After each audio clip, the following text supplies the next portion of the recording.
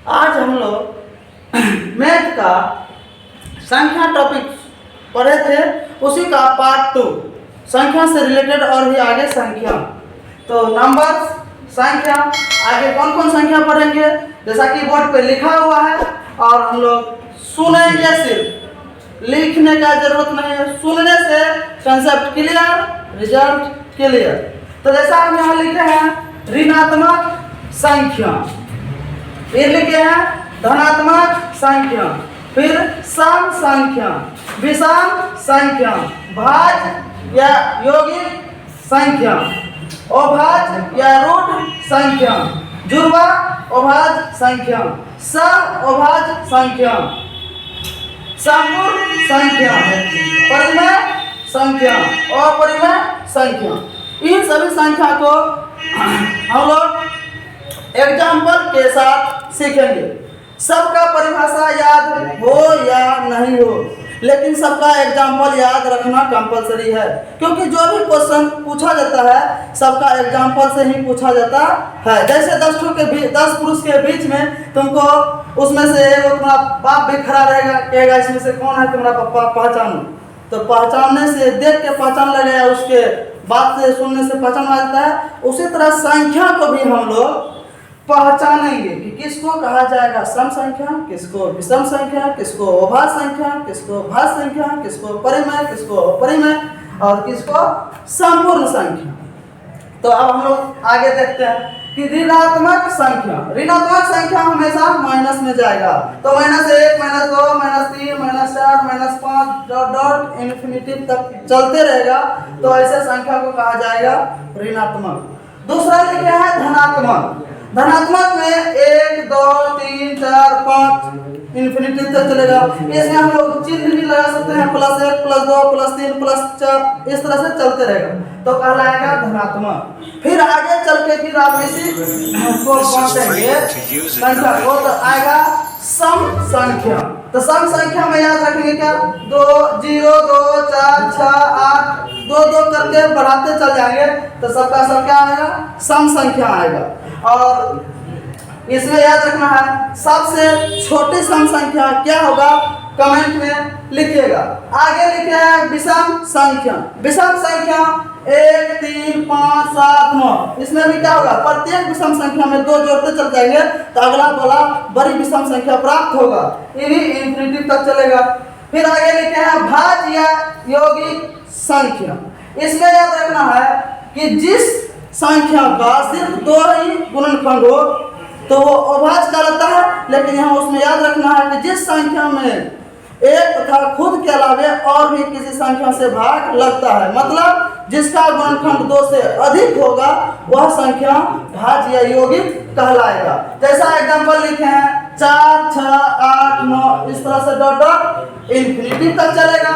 और इसमें याद रखना है कि भाज्य संख्या या यौगिक संख्या कहाँ से प्रारंभ होता है, 4 से स्टार्ट होता है, और सबसे छोटी भाज्य यौगिक पूछा जाएगा, तो इसमें याद रखना है 4 होगा, लेकिन इसी में क्वेश्चन क्या पूछेगा, सबसे छोटी भाज्य संख्या होना चाहिए और विषम होना चाहिए, तब आंसर मारेंगे 9।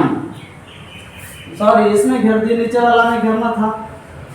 अब आगे लिखे हैं अभाज्य या रूट।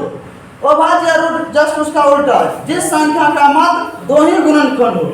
और इसका दूसरा परिभाषा क्या, जिन संख्या में एक तथा खुद के अलावे और भी किसी संख्या से भाग नहीं लगता, उसे अभाज्य संख्या कहते हैं। और अभाज्य संख्या कहाँ से स्टार्ट होगा, तो 2 से स्टार्ट होगा। तो सबसे छोटी अभाज्य संख्या क्या होगा, 2, 3, 5, 7। इन सभी का गुणनखंड अगर किया जाएगा तो मात्र 2 ही गुणनखंड मिलेगा।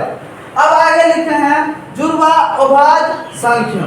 जुड़वा अभाज्य संख्या का मतलब हुआ कि जिस संख्या अभाज्य संख्या का वैसा जोड़ा जिनके बीच का अंतर 2 हो। अभाज्य संख्या का वैसा जोड़ा जिनके बीच का अंतर 2 हो। तो अब यहाँ लिखे हैं जुड़वा अभाज्य का एग्जाम्पल 3, 5, ये दोनों के बीच 2 का अंतर है। 5, 7, दोनों के बीच 2 का अंतर है। 11, 13, दोनों के बीच 2 का अंतर चलेगा। दोनों अभाज्य संख्या ही होना चाहिए, तभी कहलाएगा जुड़वा अभाज्य संख्या। और कमेंट में आगे का ध्रुवाभाज्य संख्या करें। आगे लिखे हैं फिर सहअभाज्य संख्या।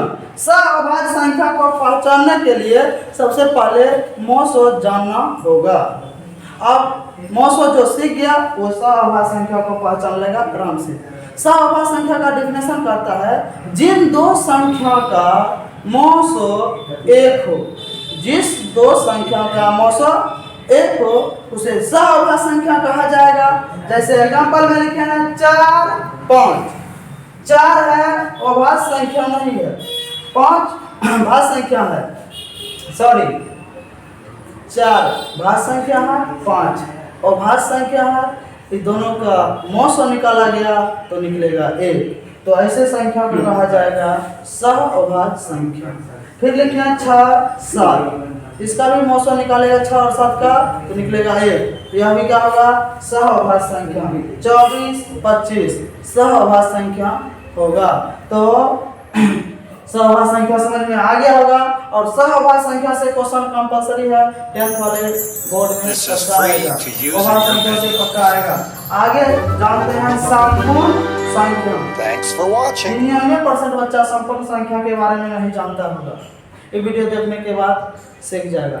संपूर्ण संख्या 6 और 28 है और इसका परिभाषा करता है कि जिस संख्या के सभी गुणनखंडों का योगफल खुद संख्या का 2 गुना हो जाए तो संपूर्ण संख्या कहलाएगा। जैसे इसका एग्जांपल हम यहाँ लिए थे 6 और 28। 6 और 28 को ड्रैग करो, 6 का टोटल गुणनखंड क्या होगा 1 होगा, 2 होगा, 3 होगा, 6 होगा। अब इस सबको जोड़ेंगे 1 + 2 + 3 + 6, सबको जोड़ेगा तो कितना पूरेगा 12, जो कि 6 का क्या गुना है 10 गुना है।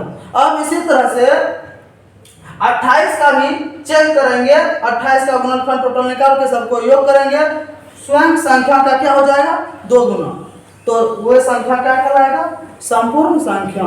और एग्जांपल में मात्र याद रखना है 6 और 28, जो कि 1 से 100 तक में मात्र 2 ही संपूर्ण संख्या आता है। कौन कौन, एगो 6 आता है, एगो 28 आता है।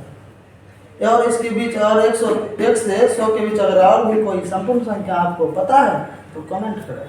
आगे लिखे हैं परिमेय संख्या। परिमेय संख्या में डेफिनेशन कहता है जो संख्या अंश होता है क्यू के रूप में हो, फिर क्यू पूर्णांक हो, क्यू = नॉट 0 हो। इतना बड़ा डेफिनेशन तो हो गया, लेकिन हमको मैंने पहचानना कि किसको कहा जाएगा संपूर्ण संख्या।